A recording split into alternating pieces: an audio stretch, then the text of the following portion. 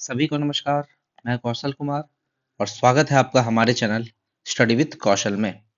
आज हम लोग जो हिस्ट्री का टॉपिक पढ़ने जा रहे हैं एंशियंट हिस्ट्री में, उसमें 3 टॉपिक पढ़ेंगे और बहुत इंपॉर्टेंट टॉपिक है। इससे प्रश्न भी एग्जाम में पूछ लिए जाते हैं। पहला टॉपिक है शक साम्राज्य के बारे में। शक साम्राज्य, इसके बारे में पूरे डिटेल से पढ़ेंगे। इसके बाद हम लोग पढ़ेंगे पहलव साम्राज्य। पहलव साम्राज्य मुश्किल से 1 पेज का होगा, ज्यादा नहीं पढ़ना है इसके बारे में, बस बेसिक चीज पढ़ना है। और सबसे ज्यादा जो पढ़ना है वो है कुषाण वंश के बारे में पूरे डिटेल से, ठीक है। और इस तीनों टॉपिक से इतने अच्छे से हम लोग अच्छे से कवर करेंगे कि आपको लगेगा कि हाँ, आज हम लोगों ने कुछ बहुत ही बेहतरीन टॉपिक पढ़ा है। तो चलिए बिना लेट किए स्टार्ट करते हैं। हमारा टॉपिक आज का तीनों वंश के बारे में पढ़ेंगे। और अभी तक अगर आप लोगों ने मेरे चैनल को सब्सक्राइब नहीं किया है तो तुरंत सब्सक्राइब कर लीजिए।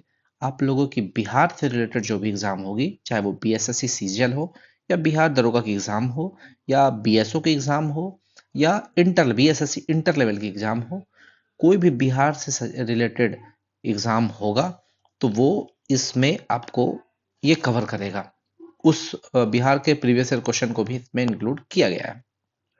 चलिए स्टार्ट करते हैं सबसे पहले शक साम्राज्य के बारे में। देखिए, आपसे पूछ लिया जाता है कभी कभी कि भारत पर यूनानी आक्रमण किए, शक शासक आए, पहलव शासक आए और कुषाण शासक आए। इसका क्रम पूछ लिया जाता है। तो सबसे याद रखिएगा, सबसे पहले कौन आए? यूनानी आए। कैसे याद रखिएगा? 326 बीसी में आया था सिकंदर, ठीक है। तो ऐसे आप लोग याद रख सकते हैं। यूनानी बैक्ट्रिया का था, मेनली ये कहाँ का था? बैक्ट्रिया या मैसिडोनिया, उधर के आसपास का एरिया का था। और शक, इसके बाद यूनानी के बाद आया शक, शक वंश। शक वंश समझिए जनरली ये सीथियन था, सीथियन। यूनानी के जस्ट बाद शक वंश आया। लेकिन याद रखिएगा, यूनानी भारत में उतने मजबूत नहीं थे, भारत में ये जीत नहीं पाई यूनानी। लेकिन ये जो शक वंश था, ये भारत में जीतने की मकसद से आए थे। यूनानियों की अपेक्षा ये अधिक शक्तिशाली थे, इसलिए ये अधिक भाग पर कब्जा कर पाए। इसके बाद शक वंश के बाद आता है पहलव वंश। पहलव वंश को जनरली हम लोग पार्थियन भी कहते हैं। और पहलव वंश के बाद आता है हमारा कुषाण वंश, जो हम लोग बाद में पढ़ेंगे। मतलब अभी ये तीनों हम लोग पढ़ेंगे, यूनानी आक्रमण हम लोग पहले पढ़ चुके हैं। तो ये अभी का टॉपिक पहले हम लोग देखते हैं शक, फिर पहलव, फिर कुषाण। तो चलिए शक में देखते हैं। भारत में जो शक साम्राज्य, जो शक के लोग आए भारत में शासन करने के लिए, 5 शाखाएं शक की थी, जिनमें से 4 शाखाएं भारत आई। एक शाखा जो थी शक की, सभी शाखा के बारे में हम अच्छे से पढ़ेंगे। शक साम्राज्य की जो 5 शाखाएं थी, उसमें से एक शाखा जो थी वो अफगानिस्तान में थी। यानी कि अफगानिस्तान में लड़ी, वहीं पर मर के खत्म हो गई। भारत कभी ये आ नहीं पाई, तो इसके बारे में हम लोग को नहीं पढ़ना है। बचा शक की 4 शाखाएं। उसमें से उत्तरी क्षत्रप और पश्चिमी क्षत्रप 2 पार्ट में डिवाइड किया गया है। क्षत्रप बोलते हैं किसको? राजा को। क्षत्रप का मतलब राजा। जो शक शासक थे वो राजा को क्षत्रप कहते थे, क्षत्रप कहा जाता था। तो भारत में जो 4 शाखाएं हैं, उसमें से 2 शाखाएं उत्तर में है और 2 शाखाएं पश्चिम में है। तो इसी को डिवाइड किया गया है उत्तरी क्षत्रप और पश्चिमी क्षत्रप। तो उत्तरी क्षत्रप ज्यादा जरूरी नहीं है, ज्यादा फेमस नहीं एग्जाम के पर्पज से। पश्चिमी क्षत्रप से ही प्रश्न पूछा जाता है।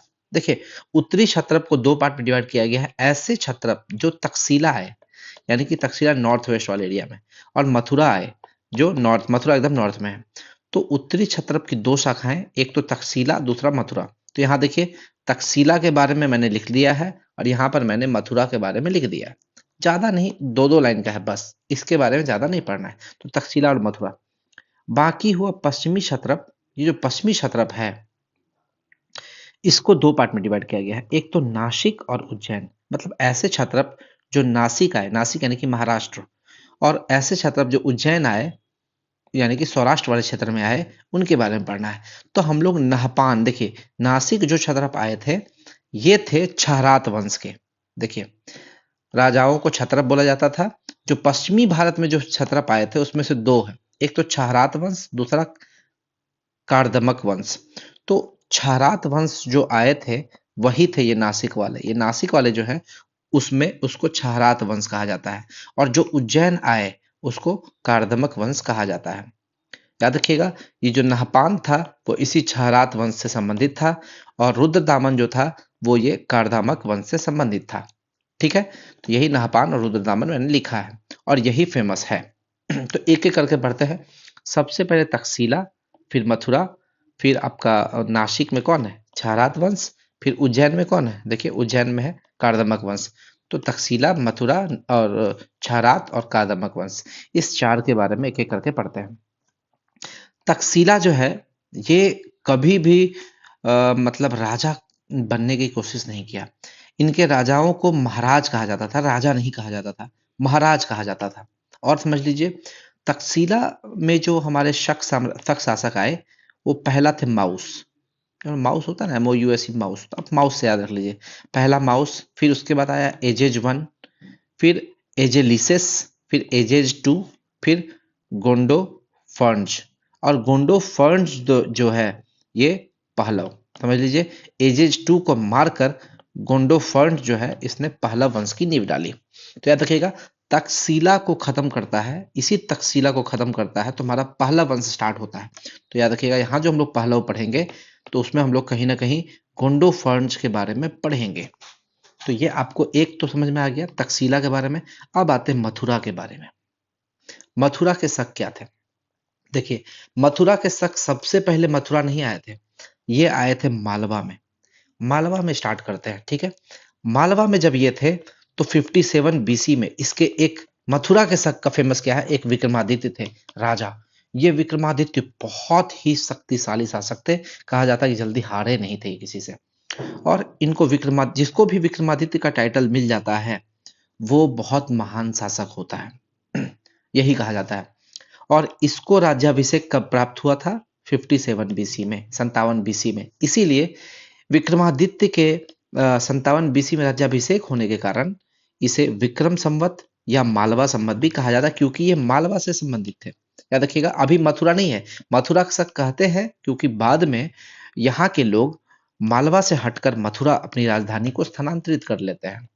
और याद रखिएगा, मथुरा आने के बाद इसका पहला शासक था राजुल या राजउल, यानी कि मथुरा के जो शक हैं उसके पहले शासक थे राजुल या राजुल। लेकिन इससे पहले जब ये मालवा में थे उस समय विक्रमादित्य थे, और इसी विक्रमादित्य के राज्याभिषेक 57 BC में हुए थे, जिसके कारण इस 57 BC को हम लोग विक्रम संवत या मालवा संवत भी कहते हैं।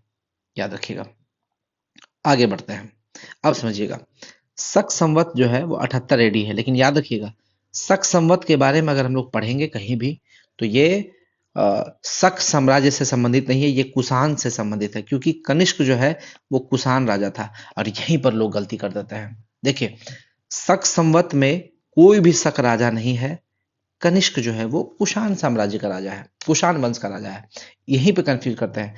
शक वंश से संबंधित कौन था? विक्रम संवत। तो याद रखिएगा, विक्रम संवत में शक के शासक हैं, और कहाँ के शक है? मथुरा के शक है, और वो शासक का नाम है विक्रमादित्य। लेकिन शक संवत में कोई शक शासक नहीं है, कुषाण शासक है कनिष्क। कनिष्क को राज्यारोहण जब होता है 78 AD में, इसीलिए इस 78 AD को शक संवत कहा जाता है। और भारत में अभी कैलेंडर जो है वो शक संवत के आधार पर चल रहा है। जो राष्ट्रीय पंचांग है वो यही शक संवत है। चलिए, यहां तक किसी को कोई दिक्कत नहीं। अब हम लोग आगे बढ़ते हैं। तो दो चीज हम लोग पढ़ लिए, तक्षशिला पढ़ लिए, इसमें क्या फेमस था? इसी तक्षशिला को समाप्त करके गोंडो फर्न्स जो है उसने पहलव वंश की नींव डाली।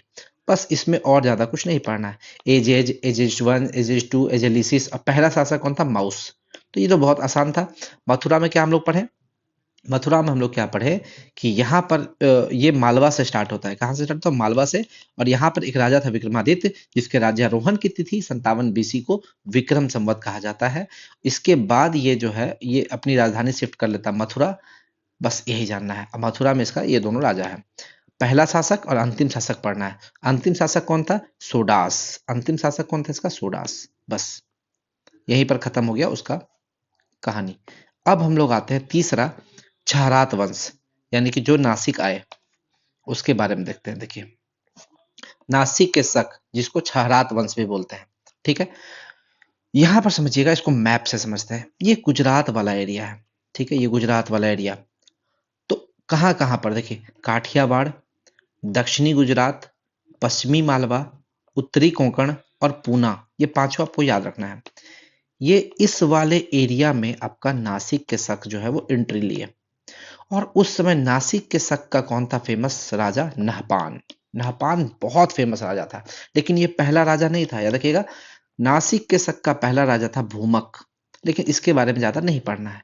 यहाँ का सबसे फेमस जो राजा था नहपान। नहपान 119 से 124 एडी में आता है, ठीक है।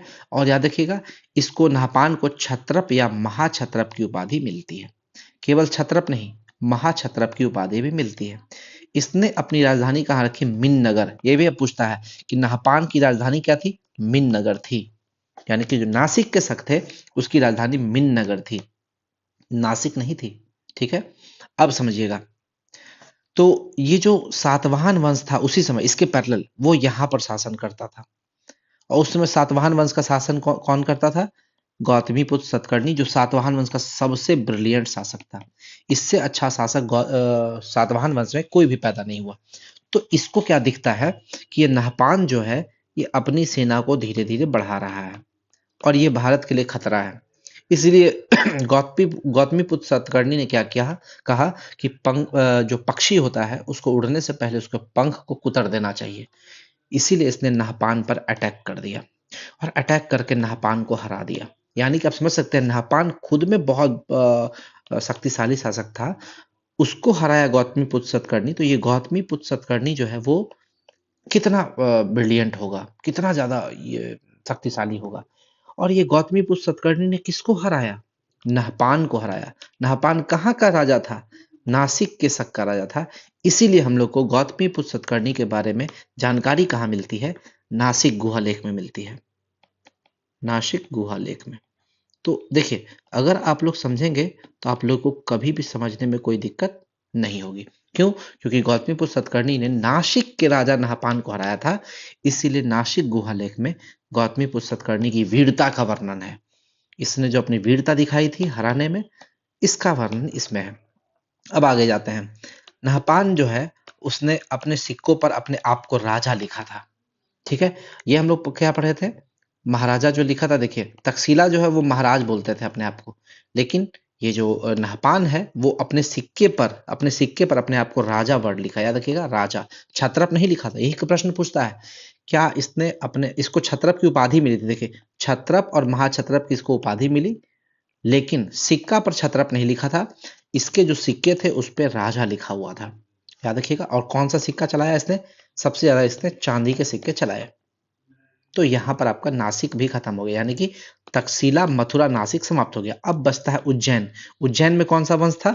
कार्दमक वंश, सौराष्ट्र के उज्जैन। और यहाँ पर शासक था रुद्रदामन। इसके बारे में थोड़ा, सबसे इंपॉर्टेंट यही है, इसके बारे में अच्छे से पढ़ना है। अब आते हैं कार्दामक वंश। देखिए, कार्दामक वंश का जो पहला शासक था वो था चष्टन। चष्टन था इसका प्रथम शासक, याद रखिएगा। यह कुषाणों के सामंत के रूप में सिंध पर शासन कर चुका था। यानी कि कुषाण का ये पहले सामंत था और ये पहले सिंध पर शासन कर चुका था, यानी कि इसको पहले से काफी तजुर्बा था और काफी आइडिया था। इसका जो पौत्र होता है, पोता, वो होता है रुद्रदामन वन।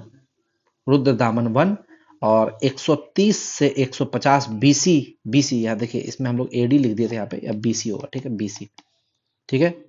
नहीं, ये तो एडी ही है, ठीक है।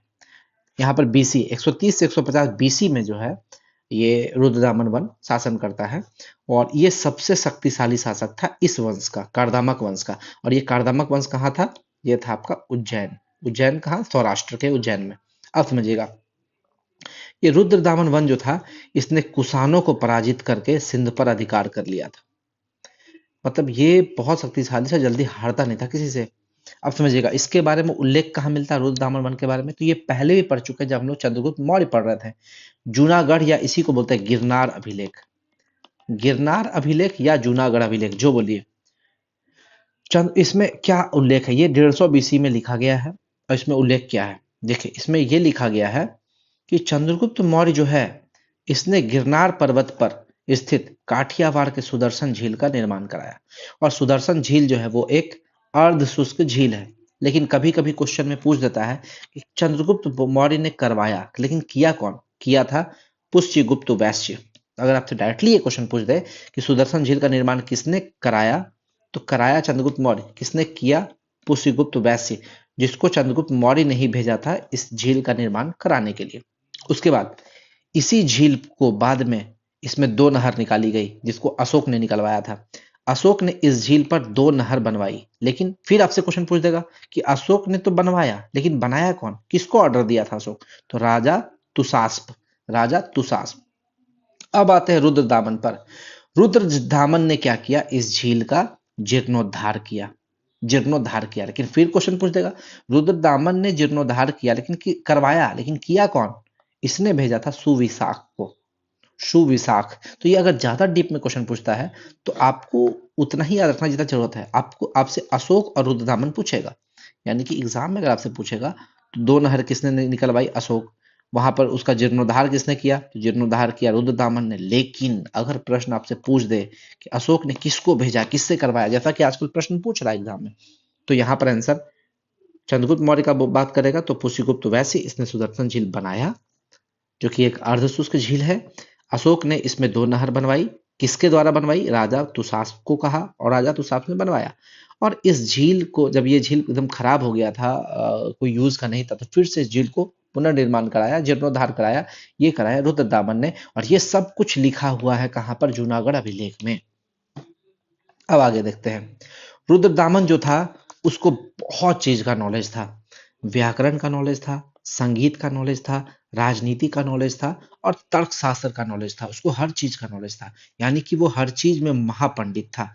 याद रखिएगा, कोई भी शासक तभी बहुत अच्छा शासक बन सकता है जब वो कला, युद्ध नीति, राजनीति हर क्षेत्र में निपुण हो। और वही गुण था रुद्रदामन में। ये कूटनीति के साथ साथ युद्ध नीति, हर एक नीति में पारंगत था, विद्वान भी था। इसको संस्कृत लैंग्वेज का काफी नॉलेज था, अपने अभिलेख इससे संस्कृत लैंग्वेज में लिखे थे। तो चलिए अब हम लोग देखते हैं। रुद्रदामन ने ही सबसे पहले विशुद्ध संस्कृत भाषा में सबसे लंबा अभिलेख जूनागढ़ जारी किया। यही जूनागढ़ अभिलेख रुद्रदामन ने जारी किया।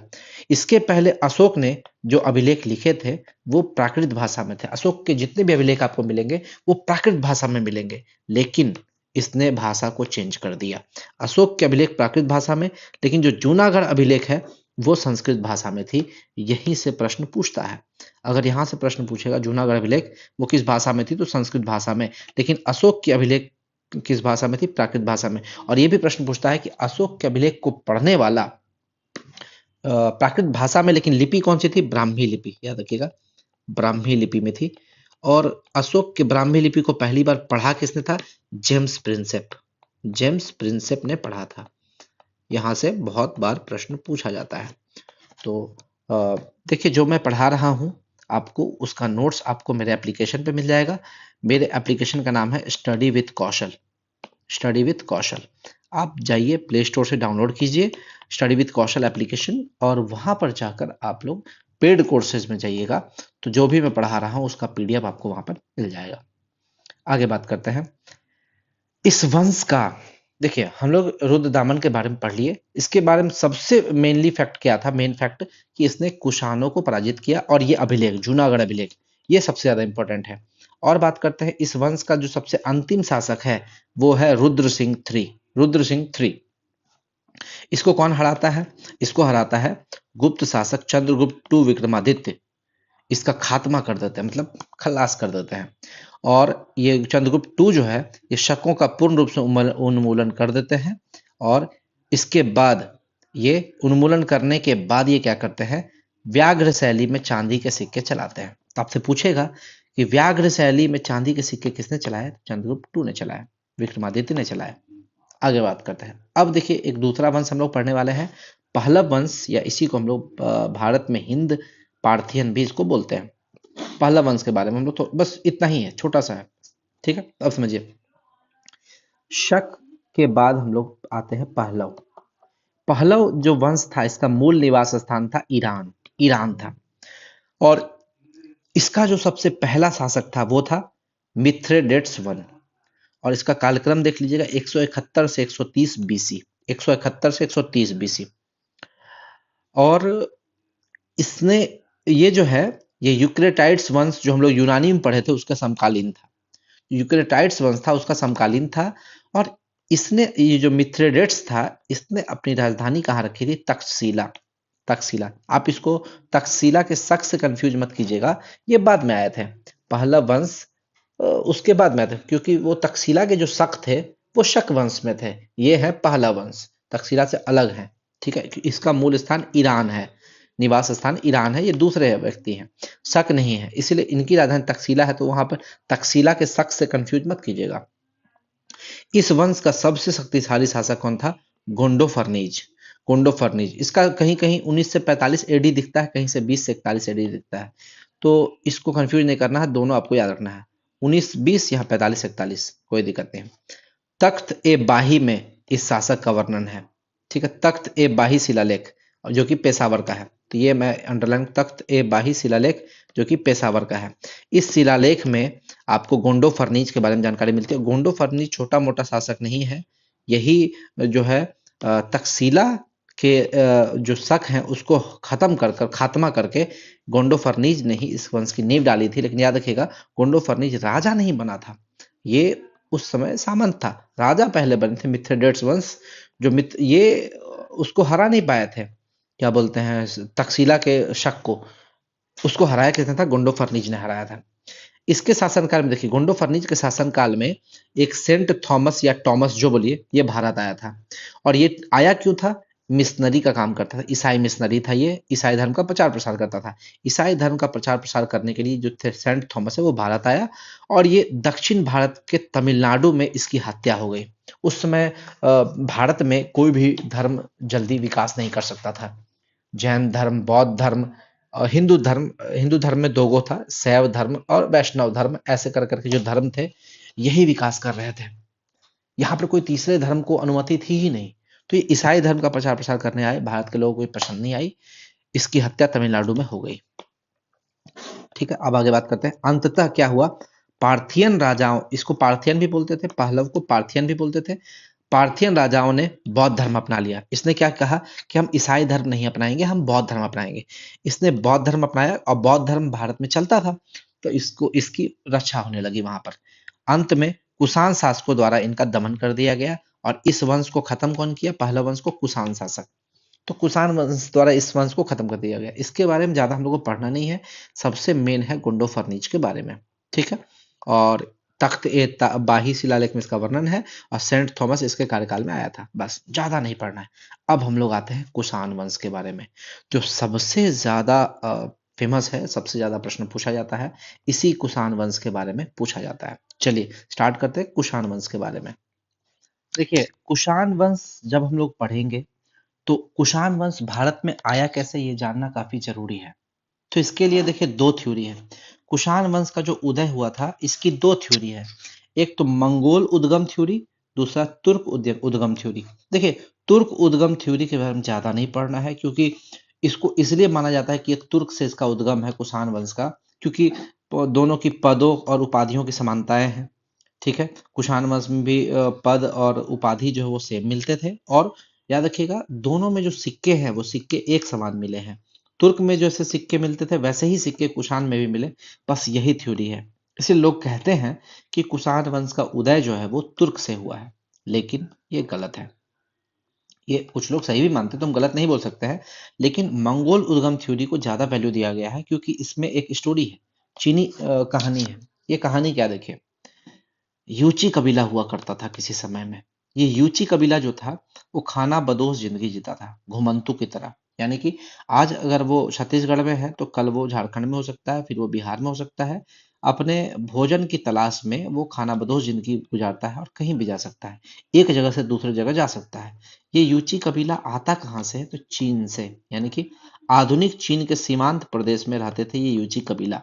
और इसका स्टोरी सुनिएगा। ये पश्चिम की ओर जाते हैं, लेकिन क्यों जाते हैं वो यहां समझिएगा। देखिए, द्वितीय शताब्दी ईस्वी में ये जो यूची कबीला था, इसकी लड़ाई होती है एक बहुत ही बर्बर शासक हिंगनू से। हिंगनू बहुत बर्बर शासक था। यूची कबीला बेचारा खाना बदोश जिंदगी जीता था, इसको लड़ाई के बारे में ज्यादा नॉलेज नहीं था, लेकिन फिर भी अगर खाना में इसको कोई दिक्कत होता था, अपने खाने की तलाश में, चरागाह की तलाश में अगर इसको कोई दिक्कत होता था तो ये लड़ते थे। लेकिन हिंगनू इतना बर्बर शासक कि लड़ाई में इसने यूची कबीला को हराया ही नहीं, बल्कि इसके राजा का जो सर होता है उसका प्याला, खोपड़ी उड़ाकर उसका प्याला बनाया, उस प्याले में पानी पीने लगा। हिंगनू यूची कबीला के राजा के सर को प्याला बनाकर उसमें पानी पीता था और कहता था कि जो भी मुझसे पंगा लेगा मैं उसका यही हश्र करूंगा। तो काफी दहशत था इस हिंगनू का, बहुत दहशत था, बहुत खौफ था, इसीलिए हिंगनू से लोग डरते थे। इसके बाद यूची कबीला जो था इसके सरदार को इसने मार दिया, जो राजा था इसको मार दिया। लेकिन याद रखिएगा, इसकी जो रानी थी विधवा, वो हार नहीं मानी। लेकिन यूची राजा की जो विधवा थी, इसके नेतृत्व में इसने हिंगनू के सामने आत्मसमर्पण नहीं किया, थोड़ा सा फाइट किया और चुपके से भाग गया वहां से। यही कारण है कि यूची कबीला ने नए चरागाह की, चूंकि वहां पर तो हिंगनू जीत गया था, तो वहां का चरागाह ये यूज कर नहीं सकता था, नए चरागाह की खोज में ये चीन से कहा जाता है पश्चिम की ओर भागता है। और याद रखिए उसमें यूची कबीला की जनसंख्या कितनी थी, 6 से 10 लाख की जनसंख्या थी, यानी कि बहुत जनसंख्या थी। जहां भी जाएगा छोटे मोटे जनजाति को हरा के निकल सकता है, इतनी जनसंख्या थी इसके पास। भूख लगेगी तो लोग मार के खाएंगे ही। अब देखिए, रास्ते में जब ये पश्चिम की ओर जाता है तो इसकी इसकी लड़ाई होती है वुसुन जनजाति से। एक वुसुन जनजाति है, छोटी मोटी जनजाति थी, उससे लड़ाई होती है, उसको ये हरा देता है, उसके मालिक को मार देता है। अब उसके बाद फिर जाता है पश्चिम की ओर। इसका देखिए, फिर जब ये पश्चिम की ओर जाता है तो कुछ इसमें से वुसुन जनजाति को हराने के बाद ये यूची कबीला है, इसके कुछ जो लोग हैं वो तिब्बत की सीमा पर रह जाते हैं, बोलते हैं नहीं हम इसके बाद आगे नहीं जाएंगे। लेकिन कुछ लोग और पश्चिम की ओर बढ़ते हैं। तो जो लोग तिब्बत की सीमा पर रह जाते हैं, इसी यूची कबीला में उसको लघु यूची कहा गया है, लघु यूची। लेकिन जो पश्चिम की ओर बढ़ गए वो महान यूची कहलाए। और जो शक जो हमारे यहाँ कुषाण जो था वो इसी महान यूची में से आए थे। लघु यूची वही रह गए, इसको ज्यादा लड़ाई नहीं करना था। लेकिन और पश्चिम की ओर जो गए वो थे महान यूची। आप समझिएगा, ये जो महान यूची थे इसकी लड़ाई शकों से होती है, शकों से, ठीक है। और शकों को ये हरा देते हैं। सोचिए कितने महान यूची, इसकी जनसंख्या मैंने बताया 6 से 10 लाख, बहुत कम यहाँ पर रुके तिब्बत की सीमा पर, मान लीजिए 1-2 लाख। तो बचे फिर भी 5 से 9 लाख, वो महान यूची में थे। वो शकों को हरा दिए। और हारने के बाद ये जो शक थे, शक पहले भारत में नहीं थे, याद रखिएगा। यहीं पर यूची से हारने के बाद शक भारत में एंट्री लिए, उत्तरी दर्रों के रास्ते भारत आ गए। और यही कारण, यहीं से शक जो है भारत में एंट्री लिए। और शक के बारे में हम लोग पढ़ते हैं, ठीक है। लेकिन यूची जो है वो शकों के चरागाहों पर अधिकार कर लिया, जहां पर शक थे उसके चरागाहों पर अधिकार कर लिया, ठीक है। अब देखिए, अब यहाँ पर याद रखिएगा, ये जो ताहिया क्षेत्र था, शक को हराया और के अधीन एक क्षेत्र था ताहिया क्षेत्र, उसको जीत लिया। यानी कि यहाँ पर जो यूची ने शकों को हराया, शकों को हराने के बाद एक क्षेत्र था ताहिया क्षेत्र, उसको जीत लिया। ताहिया क्षेत्र को जीतने के बाद ये जो है आपका यूची कबीला ये डिवाइड हो जाता है 5 पार्ट में। 5 पार्ट में ये कबीला डिवाइड हो जाता है, जिसमें से सबसे फेमस जो था वो कुषाण था, कुषाण। लेकिन याद रखिएगा, इस 5 पार्ट में जो डिवाइड होता है उसमें से बाकी सब पार्ट को हिंगनू हरा देता है, एक पार्ट में कुषाण बचता है। देखिएगा, वुशुन, ये जो वुशुन जनजाति जो हारा था, जिसको हराने के बाद ये पश्चिम की ओर तिब्बत पर आ गया या पश्चिम की ओर गया, वो वुशुन जनजाति में इसके पिताजी को मारता है, जो इसका मुखिया रहता है। लेकिन उसका बच्चा जब बड़ा होता है तो वो बदला लेने की कोशिश करता है। ये क्या बोलता है, वुशुन जनजाति हिंगनू के साथ मिल जाता है। यही हिंगनू जो बहुत बर्बर था, जो प्याला में कटोरे में मार के राजा को उसका पानी पीता था, प्याला में, प्याला बनाकर उसके खोपड़ी का प्याला बनाकर पानी पीता था। वे ये उससे मिल गया, कहा कि मैं इस यूची को मारना चाहता हूँ। हिंगनू बोला इसको तो हम एक बार हराए हुए हैं यार, इससे क्या डर। फिर ये दोनों मिलके फिर यूची को हरा देता है। फिर यूची आत्मसमर्पण नहीं करता, भाग जाता है वहां से, आधा लड़ाई करके भाग जाता है। और ये आक्सस घाटी पर शिफ्ट हो जाता है, आक्सस घाटी। अब यूची को क्या समझ में आता है, हम हमेशा दौड़ते रहेंगे ना तो हमारा कोई फायदा नहीं है। नया चरागाह के लिए आज यहाँ कल वहां, अब हम लोग थोड़ा सा स्थायी जीवन को जीते हैं, एक जगह स्थिर रहते हैं, एक जगह रहते हैं, बार बार दौड़ने से कोई फायदा नहीं है। हम लोग को ऐसे ही वुसुन और हिंगनू जैसा आदमी भगाते रहेगा। अब ये लोग क्या करते हैं, स्थायी जीवन पर, समय के साथ उनका खाना बदोश जीवन समाप्त होता है और स्थायी जीवन की तरफ बढ़ते हैं। और स्थायी जीवन की तरफ 50 साल बढ़ने के बाद अपनी स्थिति को मजबूत करते हैं, किलाबंदी करते हैं, जगह घेरते हैं, जो भी होगा अपना जो भी करते होंगे। यूची ने धीरे धीरे अपनी स्थिति मजबूत की। क्योंकि उनको डर था ये जो हिंगनू बार बार ना आ जाए, या वुशुन, इन सब कोई जनजाति जिनको इसने हराया है वो इनसे बदला न ले ले, इसलिए ये अपनी स्थिति मजबूत करता है। अब मजबूत स्थिति कैसे साबित करता है, ये सीधा बैक्टीरिया को हरा देता है। पार्थिया को हरा देता है, वहां के राजा को हरा देता है। अब बैक्ट्रिया पार्थिया उसमें यूनान के क्षेत्र में थे, यूनानी आक्रमण, उसको हरा देता है। समझ लीजिए ये कितना महान हो जाएगा। और धीरे धीरे ये शक्तिशाली हो गया, शक्तिशाली होते होते ये कुषाण बन जाता है। इसी को कुषाण कहते हैं। तो वो 5 कबीला में डिवाइड हो जाता है, 5 कबीला में से एक कबीला कुषाण है, जिसके बारे में हम लोग को पढ़ना है।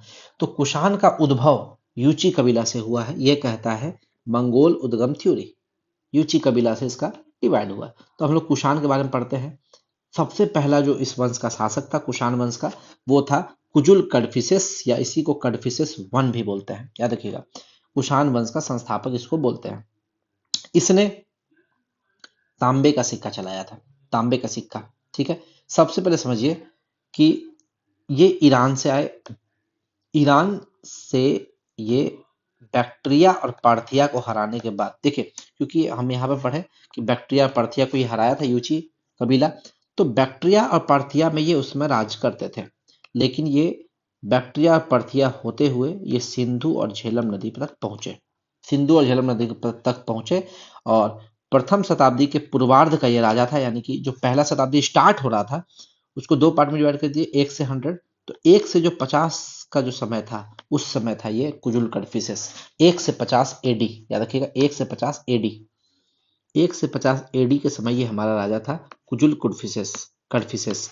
और ये सिंधु झेलम नदी के रास्ते भारत में एंट्री करता है।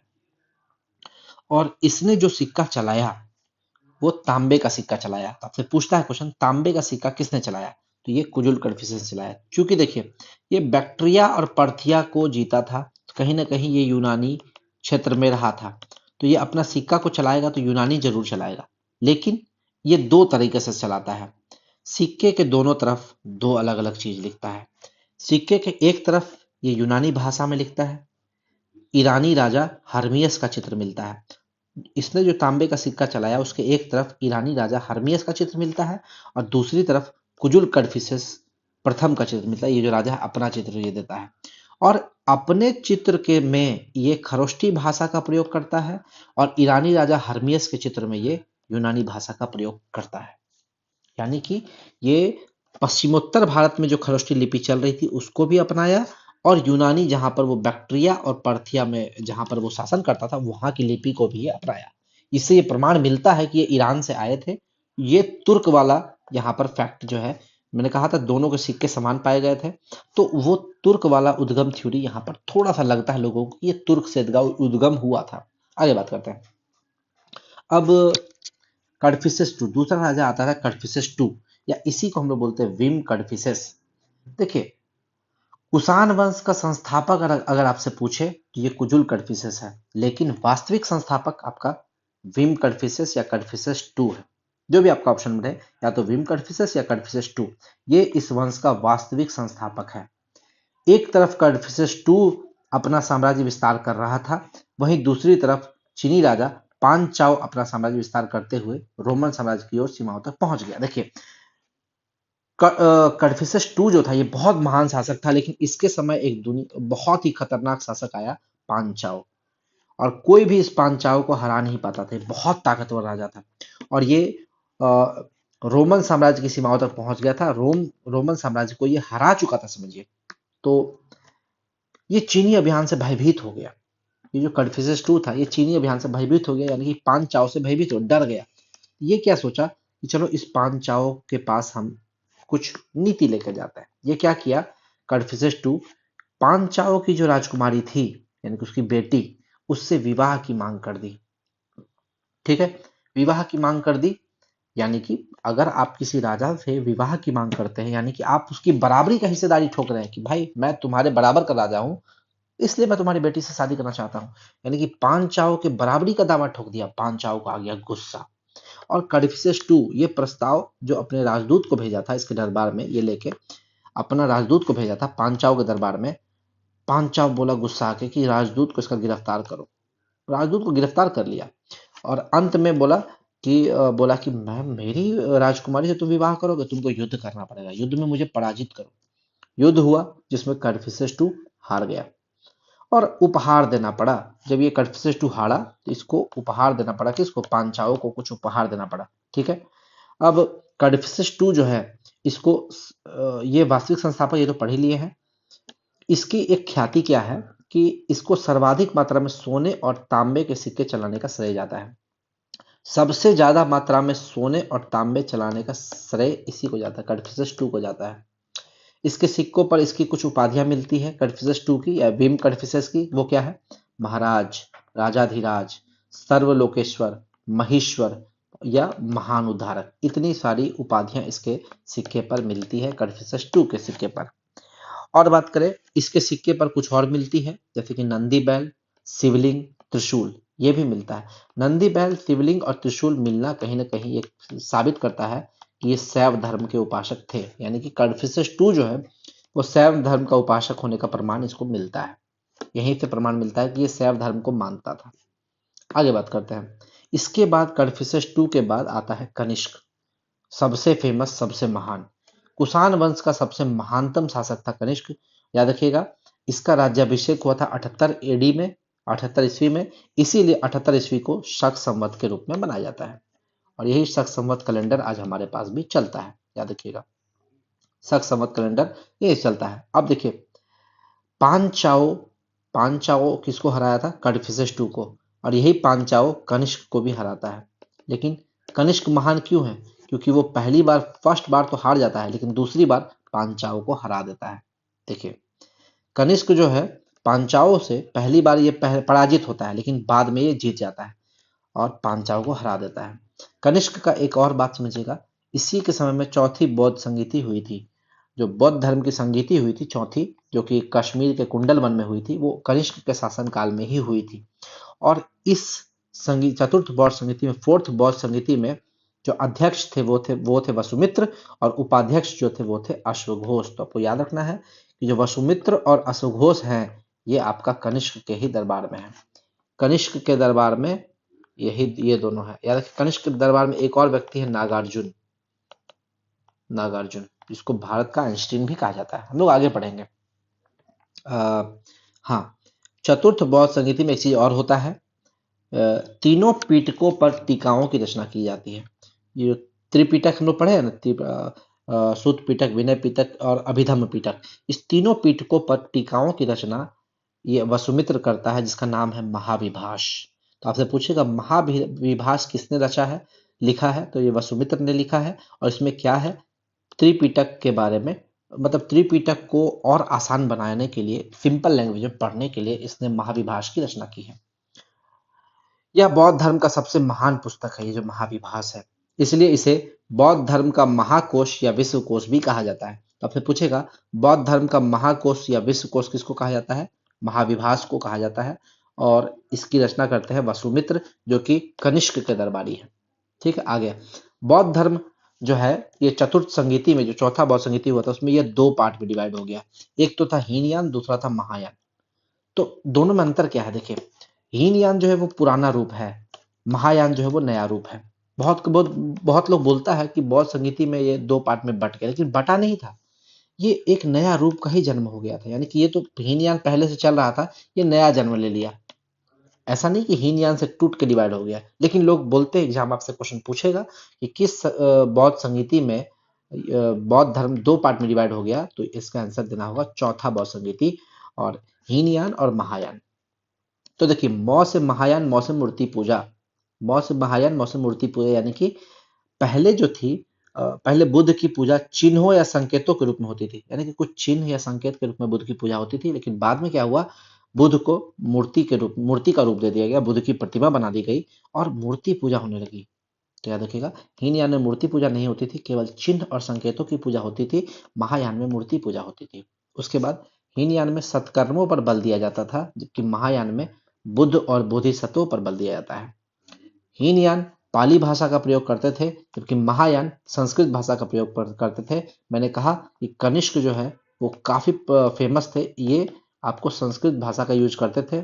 इसीलिए कनिष्क ने संस्कृत भाषा का यूज महायान में किया। और ये महायान बना किसके समय में है? कनिष्क के समय में बना है, चौथा बौद्ध संगीति के समय में। इसीलिए आपको याद रखना, ये संस्कृत भाषा का यूज यहाँ पर हो रहा है।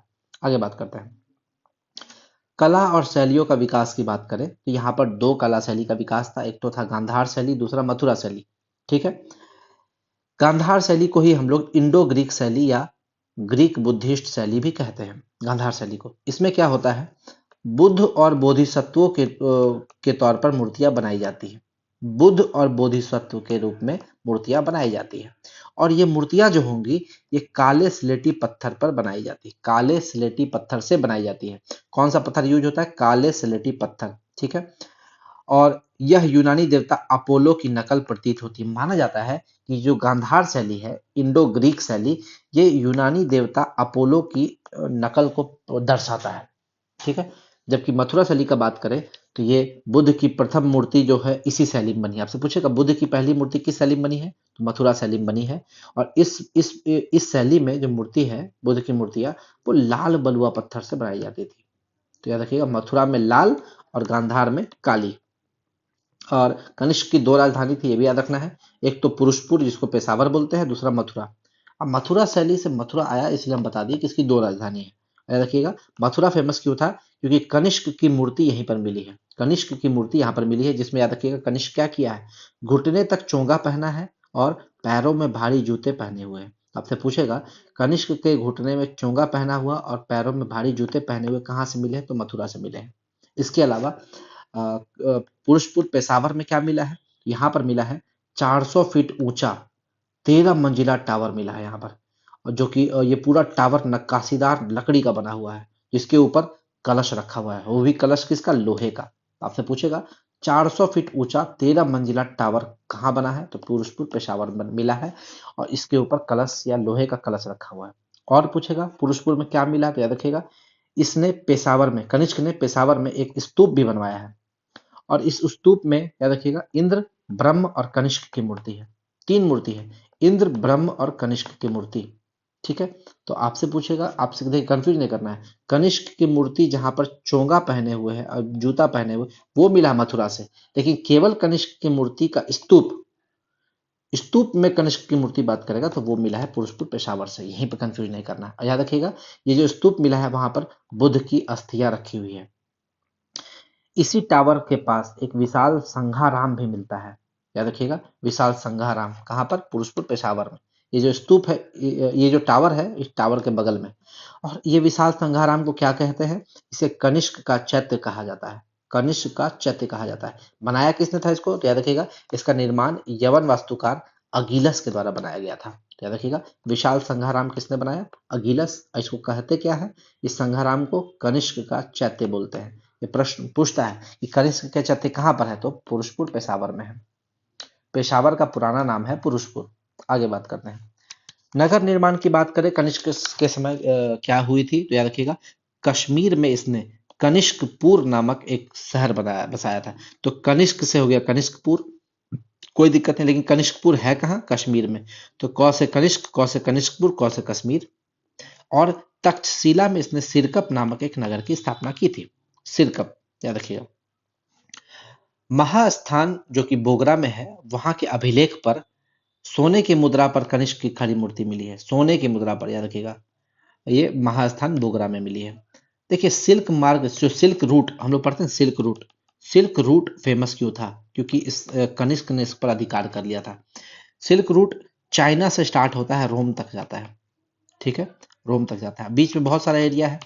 तो कनिष्क ने इस सिल्क रूट का कौन कौन सा पोर्शन जीता था? याद रखिएगा कैस्पियन सागर से लेकर, बीच में कहीं कैस्पियन सागर पड़ता है, चीन से जब आप रोम जाइएगा तो बीच में कैस्पियन सागर, कैस्पियन सागर से आप रोम पहुंचिएगा, वो पूरा एरिया कनिष्क ने हथिया लिया। तो कैस्पियन सागर से लेकर पूरा मार्ग कनिष्क ने कब्जा कर लिया। उसके बाद मर्व से फरात नदी तक। ठीक है, मर्व से फरात नदी, वहां से फिर रूम सागर तक। मर्व से फरात नदी, फरात नदी से रूम सागर, यानी कि मर्व, फरात नदी और रूम सागर, ये तीन को कनेक्ट करने वाला एरिया को कनिष्क ने हथिया लिया। और भारत से स्टार्ट होगा, चीन के बाद यहाँ भारत कहीं होगा, भारत से स्टार्ट होगा लाल सागर। तो भारत से लेकर लाल सागर का एरिया भी इसने हथिया लिया था। तो जो सिल्क रूट पर कब्जा किया था वो किसने किया था? कनिष्क ने किया था। आपको ये याद रखना है। कनिष्क ने सर्वाधिक शुद्ध सोने के सिक्के चलाए, और वो शुद्ध इसलिए क्योंकि ये 124 ग्रेन का था। और तांबे के सिक्के भी कनिष्क ने चलाए, लेकिन ज्यादा फेमस नहीं है। आपसे पूछेगा सबसे ज्यादा सोने और तांबा के सिक्के किसने चलाए, तो आप इसके पहले वाला आंसर मारिएगा। कहाँ गया देखिए,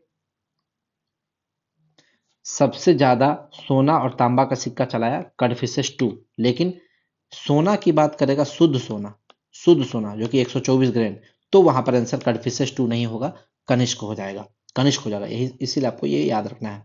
सबसे ज्यादा शुद्ध सोने के सिक्के किसने चलाए, तो कनिष्क ने चलाए।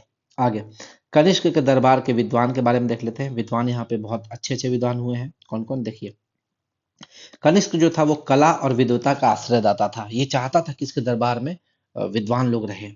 कनिष्क ने पाटलिपुत्र पर आक्रमण करके वहां से प्रसिद्ध विद्वान अश्वघोष एवं बुद्ध का भिक्षा पात्र उठाकर पेशावर ले आया।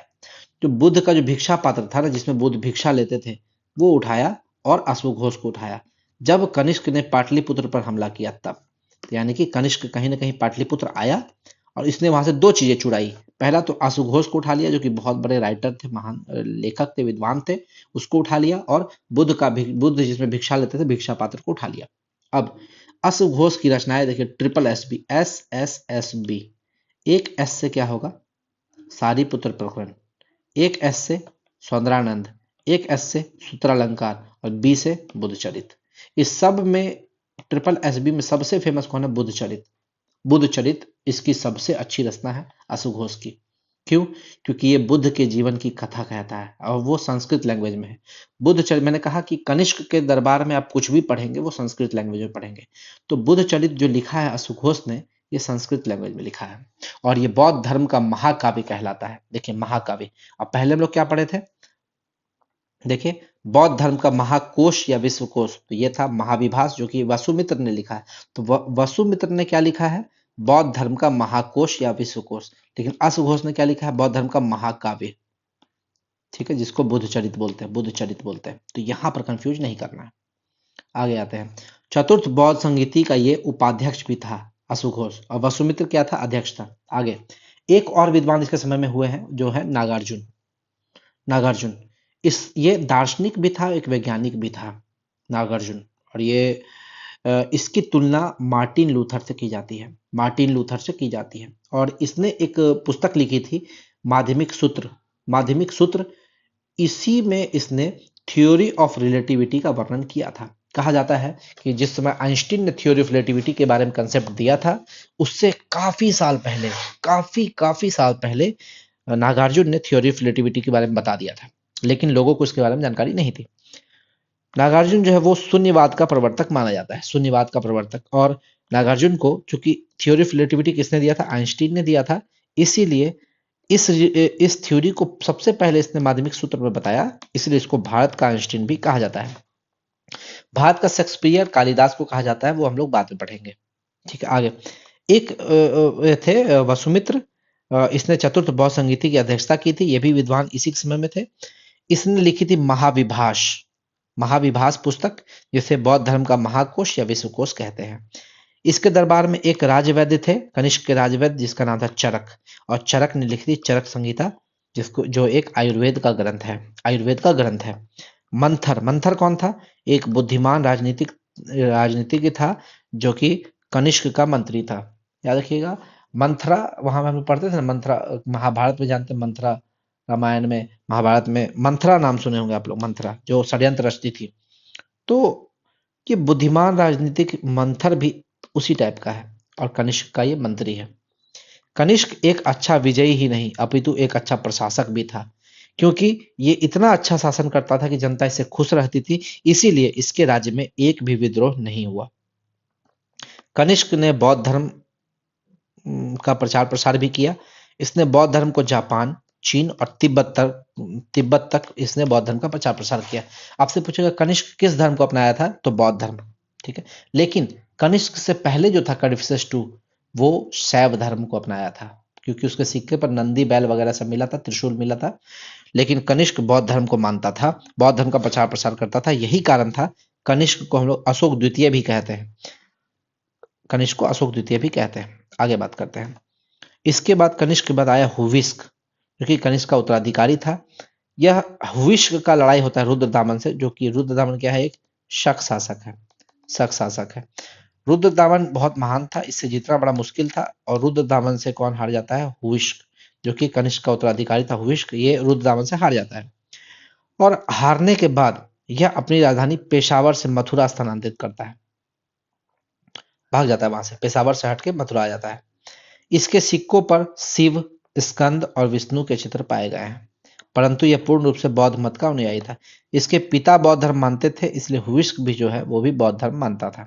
लेकिन इसके सिक्के पर शिव और विष्णु के और स्कंद के चित्र मिले हैं, इससे यह माना जाता है कि ये जो राजा था वो सहिष्णु था। सहिष्णु कहने का मतलब ये खुद तो बौद्ध धर्म मानता था, लेकिन बाकी सब धर्म को भी इज्जत करता था। इस वंश का जो अंतिम शासक था वो था वासुदेव। वासुदेव, और वासुदेव की मुद्रा पर क्या मिला है? नदी और शिव मिला है। ठीक है, नदी मिला है, शिव मिला है, और ये शैव और वैष्णव दोनों मत को मानता था। ठीक है, कुषाण शासकों को देवपुत्र कहा है। कुषाण जो शासक है, कुषाण के जो भी शासक है, उसको देवपुत्र कहा गया है। कुषाणों में मृत शासकों की मूर्तियां मंदिरों में रखा जाता था, मतलब कि जो भी शासक मर जाते थे उसको मंदिर में रखा जाता था। नियमित रूप से सोने के सिक्के चलाने का श्रेय भी कुषाण को जाता है, यानी कि सबसे शुद्ध सोने के सिक्के या नियमित रूप से सोने के सिक्के चलाने का श्रेय कुषाण को जाता है। भारत में द्वैध शासन की प्रथा किसने शुरू की? तो कुषाण ने की। हम लोग मॉडर्न हिस्ट्री जब पढ़ेंगे तो वहां पे द्वैध शासन का कंसेप्ट दूसरा हो जाएगा, वहां पर किसने स्टार्ट किया वो मॉडर्न में पढ़ेंगे, लेकिन जब एंशियंट में पढ़ेंगे कि द्वैध शासन की स्थापना किसने की, तो कुषाण ने की। ठीक है, भारतीय राष्ट्रीय पंचांग में देखिए, ईयर हम लोग देख लेते हैं। प्रीवियस ईयर क्वेश्चन हम लोग पढ़ रहे हैं, अब जो हम लोग पढ़ रहे हैं ये प्रीवियस ईयर क्वेश्चन है। इसमें कौन कौन सा है? चैत्र, वैशाख, ज्येष्ठ, आषाढ़, श्रावण, भाद्रपद, आश्विन, कार्तिक, माघ, माघ या जिसको मार्गशीर्ष बोलते हैं, इसी को अगहन भी बोलते हैं, अग्रहायण, पौष, माघ, फाल्गुन। तो आपसे पूछेगा कि जो भारतीय राष्ट्रीय पंचांग है उसमें पहला महीना कौन है? पहला महीना है चैत्र, और लास्ट महीना है फाल्गुन। ठीक है, आगे, पेरिप्लस ऑफ द एरिथ्रियन सी तथा अरिकमेडू से हुई खुदाई। पेरिप्लस ऑफ द एरिथ्रियन सी ये एक बुक है, इसके राइटर आपको कमेंट करके बताना है। और अरिकमेडू में हुई खुदाई, यहाँ पर खुदाई होती है, तो वहां से हम लोग को क्या मिलता है? यहाँ पे हम लोग को बंदरगाह और व्यापारिक केंद्र का उपस्थिति के साक्ष्य मिलते हैं, और ऐसे साक्ष्य मिलते हैं इससे, इस बुक से और अरिकमेडू का खुदाई से, कि हम लोग को ये पता चलता है कि कुषाणों का व्यापार जो था वो पश्चिमी विश्व से फारस की खाड़ी तथा लाल सागर तक होता था। अब हम लोग पढ़ चुके हैं कि इसने सिल्क रूट पर कब्जा किया था कुषाण ने, तो वो तो पश्चिमी देश पर कब्जा करेगा ही। अब भारत से लाल सागर और बीच में कौन कौन सा जगह था, वो सब रोम के बीच में जो एरिया है वो कुषाण ने हड़प लिया था, कनिष्क ने, तो सिल्क रूट पर कब्जा किया था। तो ये आपको याद रखना है। भारत में बाह्य आक्रमण का क्रम ये तो बता दिए हैं, सबसे पहले यूनानी, फिर शक, फिर कुषाण, बता ही दिए हैं। गांधार शैली का संरक्षक किसको कहा जाता है? तो दोनों है, शक भी है, कुषाण भी है। ये प्रीवियस ईयर क्वेश्चन में पूछा हुआ क्वेश्चन है। कुषाण काल में बाल विवाह की प्रथा प्रारंभ हो गई, याद रखिएगा ये एक बड़ा दिक्कत है। बाल विवाह का जो प्रथा स्टार्ट हो गया वो कुषाण काल में स्टार्ट हुआ है, और पहले स्त्रियों में भी उपनयन होता था, अब केवल पुरुषों में होता है। लेकिन स्त्रियों में उपनयन कब समाप्त हुआ? तो कुषाण काल में स्त्रियों में उपनयन संस्कार की समाप्ति हो गई। इन सब ने कुषाण की समाज को अत्यंत निम्न स्थिति में ला दिया, खत्म कर दिया। अब देखिए आपसे क्वेश्चन पूछता है कलचुरी संवत कब आया? तो 248 एडी। सबसे पहले यहां से स्टार्ट करते, विक्रम संवत 57 बीसी विक्रमादित्य के लिए, और ये शक साम्राज्य का है, शक वंश का है। लेकिन जो शक संवत है वो शक शासक नहीं, वो कुषाण शासक है। और कुषाण में भी कौन? कनिष्क। कुषाण में भी कौन? कनिष्क। याद रखिएगा, कुषाण में भी कौन? कनिष्क। ठीक है, और ये था विक्रमादित्य कौन था? शक शासक था। तो विक्रम संवत विक्रमादित्य के राज्याभिषेक के लिए मनाया जाता है 57 बीसी में। शक संवत कुषाण में भी कनिष्क के राज्याभिषेक 78 एडी में मनाया जाता है। गुप्त संवत 319 एडी किसके राज्याभिषेक में? Chandragupta, sorry, Chandragupta one, Chandragupta one. ठीक है, और कलचुरी संवत 248 एडी किसके राज्याभिषेक मनाया जाता है? ये आप लोग कमेंट करके बताइएगा। अब देखिए ये प्रश्न पूछता है कुषाण वंश ने कौन कौन से सिक्के चलाए? तो याद रखिएगा, सोना और तांबा का सिक्का चलाया। गुप्त वंश सोना और चांदी का, तो याद रखिए सोना और तांबा चलाता है कुषाण, सोना और चांदी चलाता है गुप्त। लेकिन इस तीनों को मिक्स कर दीजिए, सोना, चांदी, तांबा तीनों, तो वो हो जाएगा कलचुरी वंश। यही जो कलचुरी संवत हम लोग पढ़ रहे 248 एडी। तो कलचुरी ने इस दोनों को अपनाया और क्या किया, सोना चांदी और तांबा तीनों को चला दिया। आंध्र सातवाहन वंश जो हम लोग पहले पढ़े थे, जिसमें गौतमीपुत्र सतकर्णी था, उसने शीशे का सिक्का चलाया था। एक और हम लोग पढ़े थे वहां पे, पाटन या पोटर ऐसे करके, पोटक, पाटक, पता नहीं क्या था वो सिक्का इसका बहुत फेमस था, आप लोग देख लीजिएगा। आंध्र सातवाहन वंश कौन सा सिक्का चला था, कमेंट करके बताइएगा।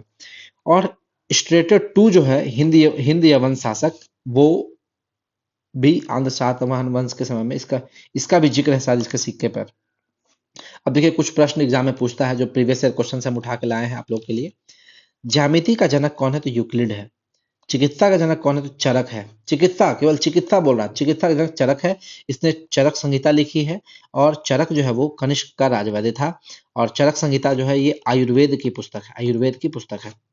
आयुर्वेद का जनक अगर आपसे पूछे तो इसका आंसर हो जाएगा धन्वंतरी, या इसी को गॉड ऑफ मेडिसिन भी कहा जाता है।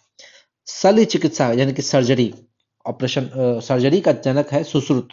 ठीक है। बिंबिसार का राजवैद्य कौन था, जीवक। याद रखिएगा, जीवक किसको बचाया था, राजा प्रद्योत।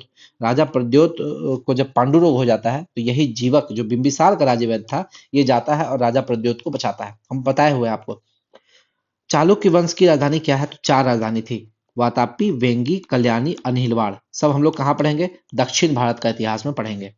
राष्ट्रकूट वंश की राजधानी मानिखेट, ये भी दक्षिण भारत के इतिहास में पढ़ेंगे।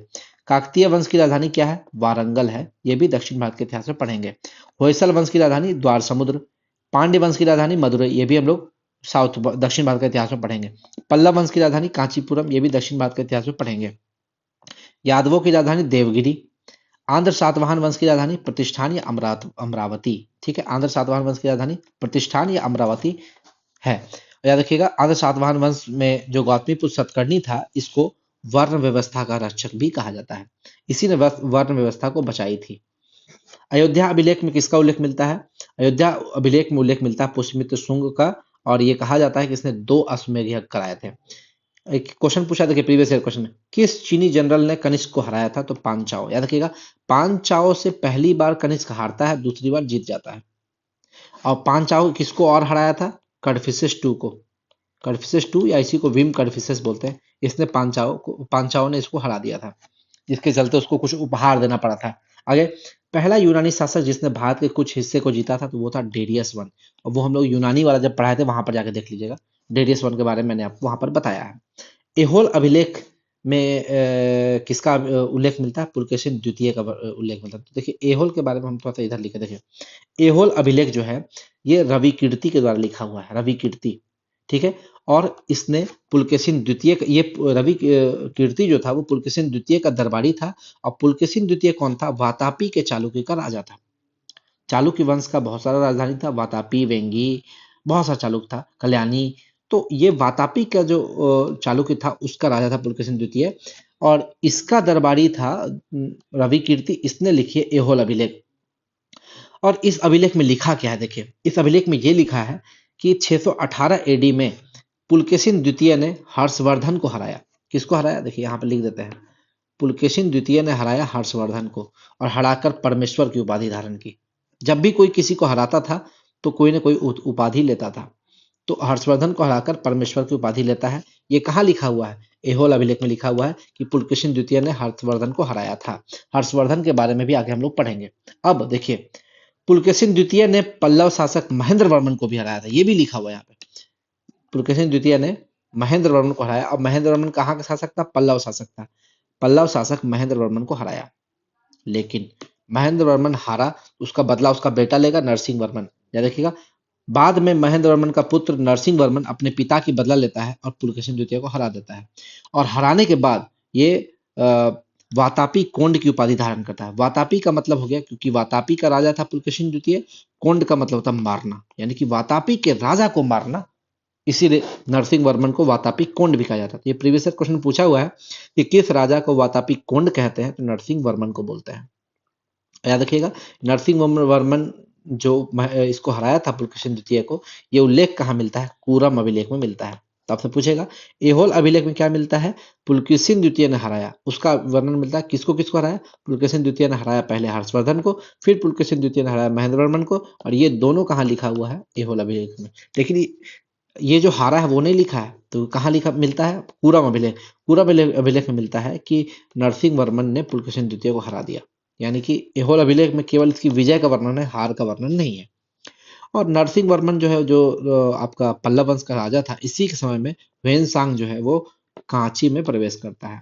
आपसे पूछेगा ह्वेन किसके दरबार में आता है, तो ये देखिएगा ह्वेन हर्षवर्धन के दरबार में आता है। याद रखिएगा, हर्षवर्धन के दरबार में आता है। लेकिन हर्षवर्धन जो है वो पुलकेशिन द्वितीय से हार जाता है। अब सॉरी, हर्षवर्धन के समय में ह्वेन आता है, सॉरी ह्वेन आता है, ठीक है। लेकिन ये ह्वेन देखता है कि ये जो राजा हर्षवर्धन, इसको पुलकेशिन द्वितीय ने हरा दिया। अब इस पुलकेशिन द्वितीय को हराया नरसिंह वर्मन ने। तो ये देखता है ह्वेन कि मैं तो हर्षवर्धन के काल में आया था, पुलकेशिन द्वितीय ने इसको हराया। अब इस पुलकेशिन द्वितीय को किसने हराया? नरसिंह वर्मन। चलो नरसिंह वर्मन के दरबार में चलो। तो नरसिंह वर्मन के दरबार में ये कांची आता है और कहता है कि आपने जिसको हराया है उसने मेरे राजा हर्षवर्धन को हराया था। तो ये आपको ये याद रखना है। आगे बढ़ते हैं और देखिए। और ये तो हो गया आयरन। कहाँ गया? हाँ, ऐहोल अभिलेख। कहाँ कहाँ गया ऐहोल? हाँ, ऐहोल अभिलेख हो गया। अब उदयगिरि गुहालेख। उदयगिरि गुहालेख में चंद्रगुप्त टू से संबंधित है। किसका अभिलेख है? चंद्रगुप्त द्वितीय का उल्लेख किया गया है। चंद्रगुप्त टू को ही हम लोग विक्रमादित्य बोलते हैं। एरन अभिलेख किससे संबंधित है? भानुगुप्त से संबंधित है। देखिए इसमें एक कहानी है। क्या कहानी है? कि भानुगुप्त का एक दोस्त रहता है, दोस्त मित्र, बहुत प्रिय मित्र। उसकी मृत्यु हो जाती है किसी युद्ध में। क्या बोलते हैं, हून। हून शासक जो है भानुगुप्त के एक दोस्त को मार देता है। कौन मारता है? हून। हून जो है बहुत ही बर्बर जनजाति हुआ करते थे। तो इसके भानुगुप्त के मित्र को मार देते हैं हून। लेकिन भानुगुप्त की जो मित्र की जो वाइफ रहती है, विधवा, वो सती में आग लगा देती है, सीधा जाके आग में कूद जाती है, इतना प्यार करती है। तो भानुगुप्त के मित्र की जो पत्नी थी, वो अपने पति की मौत देख नहीं पाई और आग में कूद जाती है। तो उसका बदला भानुगुप्त लेता है। और भानुगुप्त क्या करता है? पूरे हून का, पूरे वंश का नाश कर देता है अपने दोस्त का बदला लेने के लिए। और इसी का उल्लेख है एरन अभिलेख में। सती प्रथा का वर्णन मिलता है। और कौन किया था? भानुगुप्त के मित्र जो थे, अब उसका नाम नहीं पता है मुझे, मैं वो बताऊंगा आगे तो बताऊंगा। वो, उसमें सती प्रथा का वर्णन मिलता है। प्रयाग प्रशस्ति, इसको किसने लिखा? हरिसेन ने लिखा है। इसमें समुद्रगुप्त का वर्णन मिलता है। भीतरी स्तंभ लेख स्कंदगुप्त से संबंधित है। हाथी गुम्फा अभिलेख कलिंग राजा खारवेल से संबंधित है। मंदसौर अभिलेख कुमारगुप्त वंश से संबंधित है। इसे सब आगे पढ़ेंगे। सी यू की ग्रंथ जो है ये ह्वेनसांग ने लिखा था। और ह्वेनसांग चीनी यात्री था जो कि हर्षवर्धन के शासनकाल में भारत आया था। आपको पहले बताया है ह्वेनसांग जो है वो नरसिंह वर्मन के समय में कांची जाता है। कहाँ जाता है? कांची। आगे बात करते हैं। ह्वेनसांग के अनुसार मथुरा उस समय किस चीज के लिए फेमस था? सूती वस्त्र के लिए फेमस था। जबकि वाराणसी जो था वो रेशम वस्त्र के लिए फेमस था। अब ये जो हर्षवर्धन आया, तो यहाँ पर देख लेते हैं। हर्ष ने अपनी राजधानी थानेश्वर से कन्नौज स्थानांतरित कर दी थी। कहाँ से? थानेश्वर से कन्नौज। अब देखिएगा, इस कन्नौज को बाणभट्ट ने क्या कहा है, या थानेश्वर को बाणभट्ट ने क्या कहा है? थानेश्वर जो था, बाणभट्ट ने हर्ष पर एक पुस्तक लिखी है जिसका नाम है हर्षचरित। तो बाणभट्ट की एक पुस्तक है जिसका नाम है हर्षचरित, क्योंकि ये हर्ष का दरबारी कवि था। हर्षचरित, इसीलिए हर्ष पर पुस्तक लिखता है हर्षचरित। इस हर्षचरित में इसने क्या लिखा है? इसने लिखा है थानेश्वर की भूमि जो है वो अतिथियों के लिए चिंतामणि भूमि है, लेकिन व्यापारियों के लिए लाल भूमि है।